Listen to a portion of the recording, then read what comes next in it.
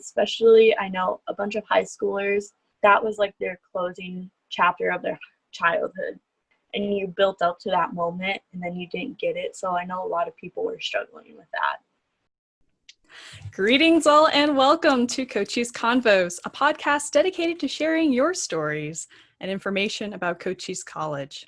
This is episode 7 of Cochise Convos Quarantine Edition, where we will be listening to your stories as students and alumni and how you've managed to adjust during the COVID-19 pandemic. Today, my guest is Jade Montgomery, who's a recent graduate of Cochise College with a degree in general studies, and today, she's going to be sharing her experience graduating both high school and college during the pandemic. Jade, thank you so much for joining me today. Thanks for having me. It should be fun. Yay, we're so excited to have you on the show. So in general, how has quarantine been for you? Were you quarantined with anyone or were you by yourself? So I actually moved during all of this from Arizona back to Iowa. So I didn't really get to quarantine that much because we had to go to a hotel every different night. But at the start of it, it was okay. I got laid off for about a month, but then found another job that was still open during all of this going on. So that helped out a lot. Got some extra money in before I moved. I've just been with my mom the entire time, so.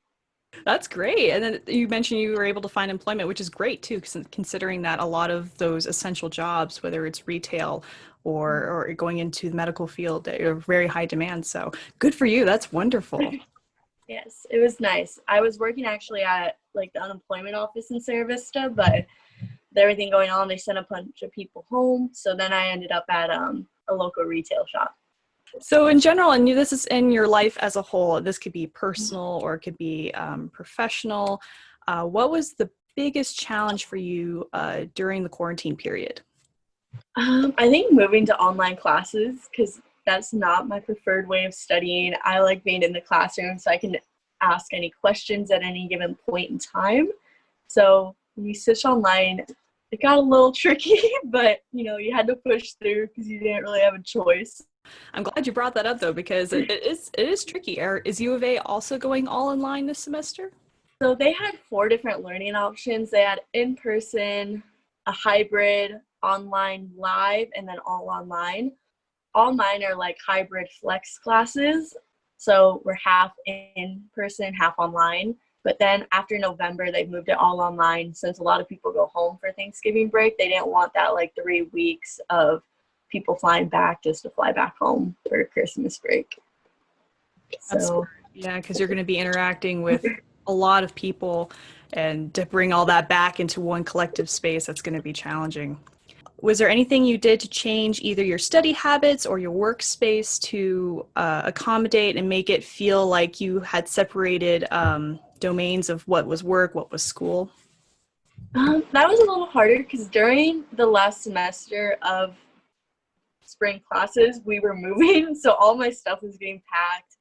So the only things that I really kept were like my desk and my bed. So I kind of didn't have that much personality in the space just because I didn't want to move everything the last day. I put my desk in a different room so I wasn't sleeping by all the stuff that was keeping me up at night. Because then it was like a designated study space whenever I went into it, and I could shut the door and not worry about like looking in my room and be like, oh shoot, I should pack right now, or because it just kind of separated everything. Because during that time I was also working about 30-hour weeks, 35. Trying to separate all my different things was a challenge, but it came out good in the end, so can't complain. Yay! Always like it when things eventually fall into place.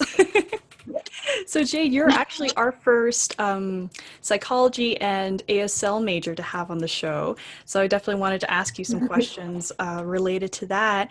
And the first one I have for you is, what made you want to go into psychology and ASL, and what roles do you think these two fields will play during COVID-19?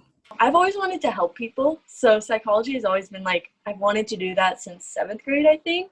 So I've always just been someone who's enjoyed psychology. And then ASL, I always wanted to either double major or minor in a different language because I thought it opens up the spectrum to so much more and gives you an insight on stuff you never even knew before. I know Spanish. I can get by in it. I took 5 years and went to the Dominican for a while. So I didn't want to keep doing that because I felt like there wasn't that much more I could do.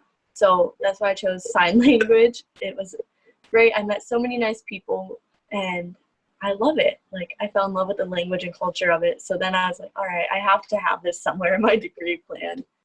That's Yeah. wonderful, especially to be able to have that motivation of helping others. That's really beautiful. And thank you for sharing that because it is really crucial, especially during these times when we're all at home, having access to experts and professionals in that field is challenging. And, not being able to physically change locations, oftentimes that brings a lot of focus back down internally, and that can be challenging.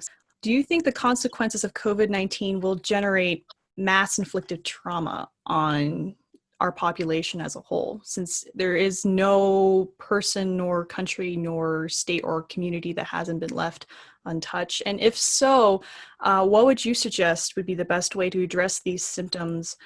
Yeah, that's a very good question.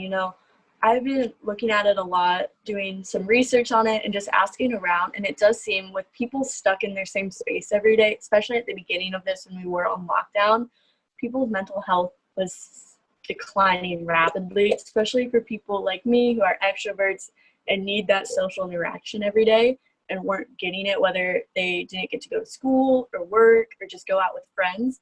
You could tell it was really affecting people. I think some of the signs would be like you're kind of distancing yourself more, but I do think this can cause a very negative impact, especially our generation, because this is all so new to us and we've never dealt with anything like it before. And so I think it will be better once we can start getting out. Of course, you want to wear your mask and be protected, but I do think it's important to go out with your friends or just be out and about. I just think it's important that we do keep that social interaction. And it can even be just through the phone. If we don't have that interaction, we will see a decline in kind of that whole field where people won't want to go out as much or won't want to interact. So then we'll all be at home creatures, which we aren't meant to be. We're meant to be social creatures. With that in consideration, what do you think are some of the warning signs of deteriorating mental health, and what would be your strategies for combating that?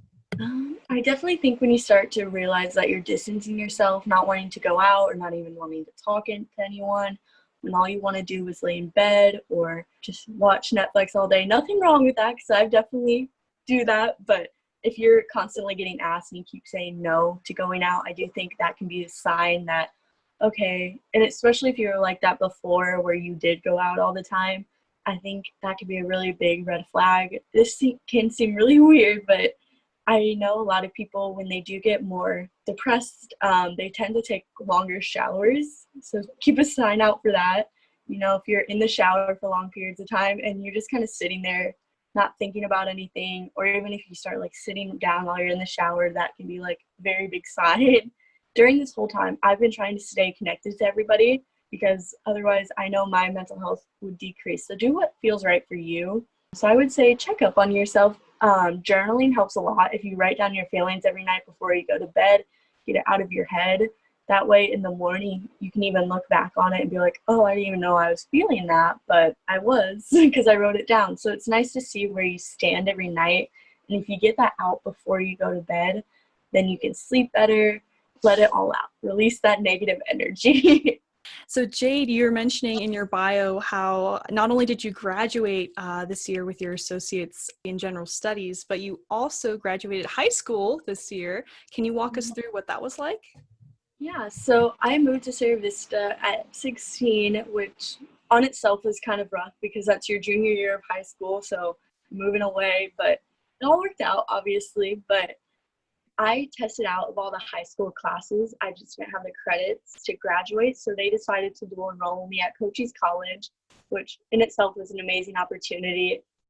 My social life was a little different than a lot of people because I was at school all the time. I took 15 credit hours at 16 at Cochise College, and then I had like a half load at the high school, just electives for fun.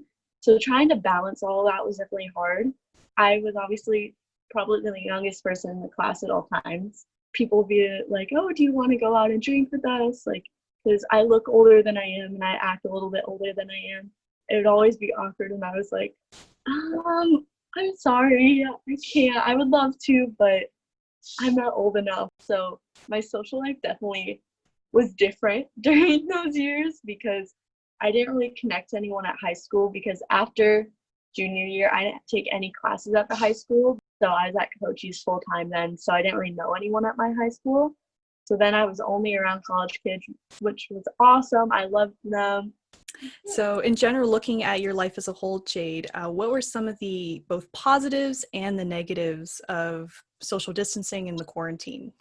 At the start of it, I worked every day at the unemployment office as the receptionist, but then with everything going on, they decided to let people go because they didn't want anyone exposed. So I was unemployed for about a month until I found a job at a store in Sierra Vista. Honestly, at the time, I did not like it because I was like, I loved my job there, but then I met so many amazing people there. Obviously, the thing that upset me most is probably both of my graduations got canceled. So that was probably the hardest thing to like take in, like, oh, you worked so hard, but you didn't get to get that recognition for it. Obviously, there was a lot of people going through the same struggle that I did with that who felt like they missed out on a chapter. Especially, I know a bunch of high schoolers, that was like their closing chapter of their childhood, was walking across that stage because you've gone to school for 18 years, your whole childhood, and you built up to that moment and then you didn't get it. So I know a lot of people were struggling with that. And that's so challenging, like you said, when you don't have that, because it doesn't, you correct me if I'm wrong, it probably doesn't feel real at first. Was there a Yeah. period where you just feel like, wait, did I just do that?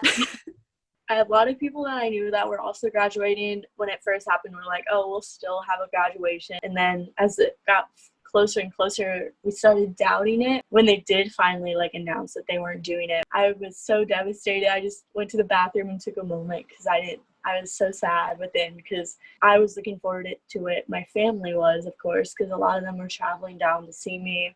During that period of from when we went into lockdown through the lockdown being released and going into social distancing and distance learning, is there anything you would have done differently? I probably would have wished I got a job sooner just because I saw myself going downhill. So for me, that was like, oh no, like what's going to happen if I like don't get out of the house? And Jade, it has been a pleasure getting a chance to talk with you. I have one more question before we wrap up today's episode.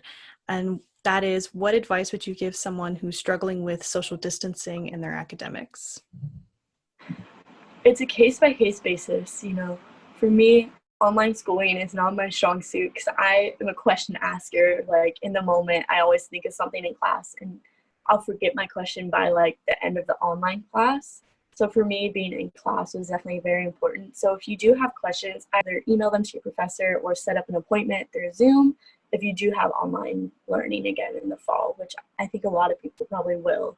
But just make sure if you have questions to still ask them. Don't be scared. I do think it would be, if you felt comfortable with it, to schedule like a Zoom appointment with them kind of at the beginning of the semester just so you can get that relationship built up. So if you do have questions in the future, you don't feel nervous to reach out to them at all. And then for social distancing, obviously do whatever you feel comfortable with. I am not ever one to say what you can and can't do because it's your life. And I think everyone should live it how they want.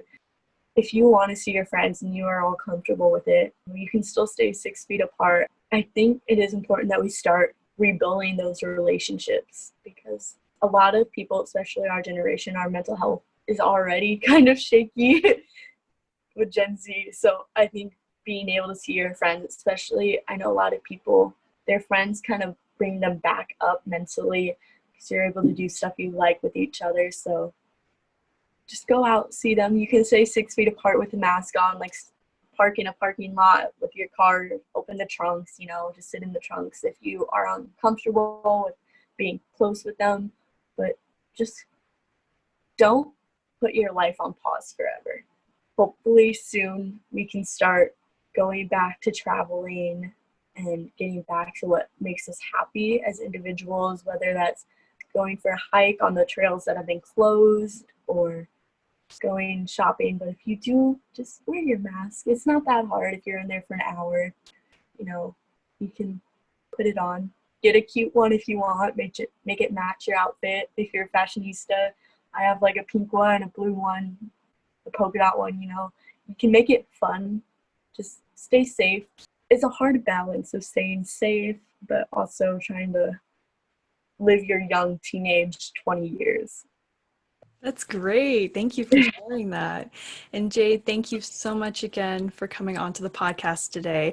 And thank you all for watching and listening. If you like what you hear, please be sure to like, comment, and subscribe below Cochise College's YouTube channel. And be sure to click that little bell icon for post notifications so you'll get a notification every time we post. Thank you so much, Jade, and thank you everyone else. And have a great day, everyone.